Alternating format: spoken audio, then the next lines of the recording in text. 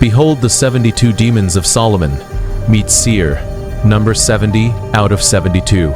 They say he was born from the restless winds at the edge of the world, a shadow in the desert dunes. He is a prince of hell, a figure cloaked in midnight silk and crowned with a burning star.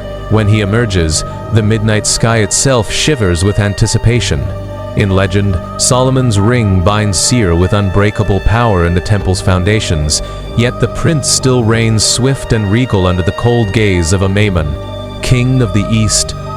His figure is tall and radiant, a beautiful man with eyes like liquid sunset. From his back unfurl great wings of bronze-hued fire, and beneath him thunders a powerful winged horse. The air around him ripples with motion. Time itself seems to bend to his will. In the palm of his hand he holds secrets. A small gilded orb glows with hidden promise. He is swift as the desert wind, crossing continents in a heartbeat, his voice echoing across the sands. But that's not the most terrifying part. Seir claims the whispering winds themselves as his steed. In the blink of an eye he can cross the face of the entire earth, bringing wonders and nightmares alike. He carries people or treasures through impossibly long distances, vanishing from one place only to appear in another. Stories tell how he can gather lost gold coins from the far corners of the world and deliver them into the hands of his summoner by dawn's first light. Here's what few dare to say. Once he carries your request, he binds you to it forever, chaining your fate to winds beyond mortal control. Many speak of his office, to go and to come with unbridled speed, making the impossible happen in an instant. If a merchant's caravan disappeared into the dunes, Seir retrieves it before the sun sets. If a treasure chest lay hidden under a castle's basement for centuries, he will blow the dust from it before sunrise. Thieves hiding in the mountains tremble at whispers of his coming. No secret passage or locked door can keep its treasure hidden from him. His knowledge is uncanny and deep. Nothing stays hidden for long under his gaze.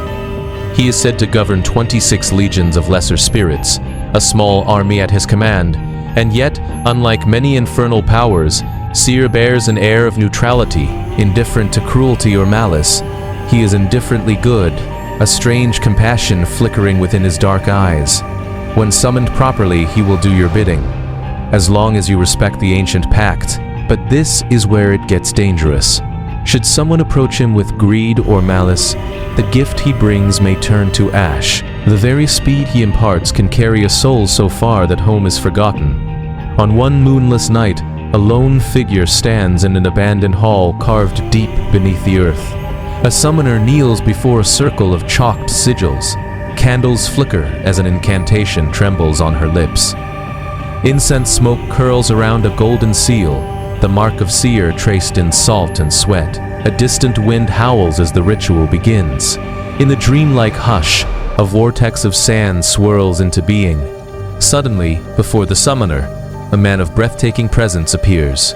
His eyes glow softly with ancient light, and the shadows bend as if in reverence to his presence. To witness Seir's arrival is to feel the heartbeat of the world accelerate. The candles gutter and all falls silent. He stands tall in the haze, crowned by the first breath of dawn.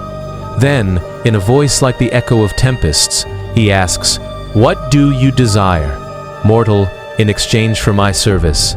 In that instant, the world holds its breath, a meeting in the twilight of magic and reality. They say kings and alchemists alike have dared to call upon Seir's aid. One old legend speaks of a reckless baron who beckoned Seir for unimaginable speed. He craved power and chased horizons unendingly. And so Seir answered his call, whisking the baron across kingdoms and delivering victory upon victory. But each time the baron won, he found himself emptier inside, as if the very rush of conquest had drained the color from his soul. For each treasure he gained, the Prince of the East took a piece of his spirit in return. Another tale whispers of a sailor stranded far from home, desperate to return to his loved ones. He summoned Seir to carry him and his crew home, across violent seas in a single night. By dawn's light they stood safe on familiar shores. But the sailor soon learned the cost of the bargain. For each life saved, something was lost at sea. When morning came, The waves had claimed the thunderous voice of the ship's captain, leaving the sailor with only a grateful whisper for company. In the quiet that follows these stories, one may wonder, what drives mortals to summon such a spirit? The answer is as old as greed and hope. Prince Seir is temptation made manifest, an angel of swift delivery and forbidden knowledge. He promises miracles, riches, speed, discovery, all with a gesture as quick as thought. Yet he also holds a mirror up to the summoner's soul. Every gift he grants comes tethered to a price.